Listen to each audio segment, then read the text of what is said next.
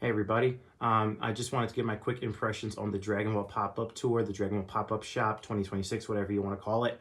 Um, Very quickly, my impressions were like I'm very grateful that an event like this actually exists and occurred for us Dragon Ball fans. This was the first time we ever got something like this, with exception to the KamehaCon, which is a fan made event.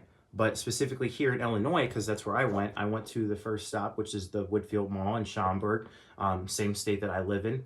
Um, I'm actually very surprised because in Illinois, we never got anything for Dragon Ball, specifically, other than the movies, because back in 2013, we only had one film showing over here in Chicago for Battle of Gods. For Resurrection F, we only had 2 days where you could go see Resurrection F in 2015. And then Dragon Ball Super Broly, and then Superhero were those movies were out for weeks at a time. Why am I mentioning this? I'm mentioning this, and I'm also posting this video in case anybody from Toei or anything, anybody working on the event can kind of take note of this.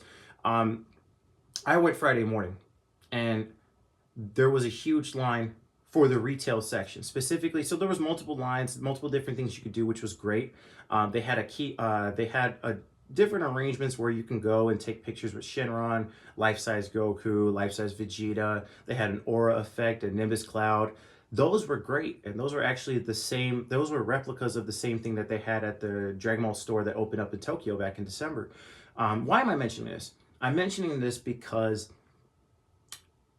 they were smart to pick them all, but I don't think that they still to this day understand how big of a franchise Dragon Ball is. Why do I say this? The line for retail alone was from the very beginning, the middle of the mall, all the way to deep outside. There was easily 3 to 4,000 people Friday morning. I talked to multiple fans, and a lot of them said that they showed up at 3, 4, 5, 6 in the morning. And I didn't think that the mall would be giving Dragon Ball the GameStop treatment.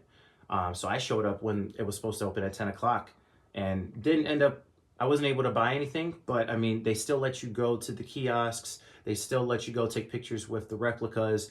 And even there's another section where you can go and make a free model kit for Dragon Ball, and then also learn how to play the Super Card game and also play Sparking Zero. They had a ton of arcades. Well, I call them arcades, but they're more like kiosks or demos of Sparking Zero. And it was so great to see so much love for this franchise after 40 years of it existing, and for it to the fan base to be this strong and this supportive was great. So I think this was a great event, great idea for the franchise and for the fan base, but they need to probably up the size for the mall next time.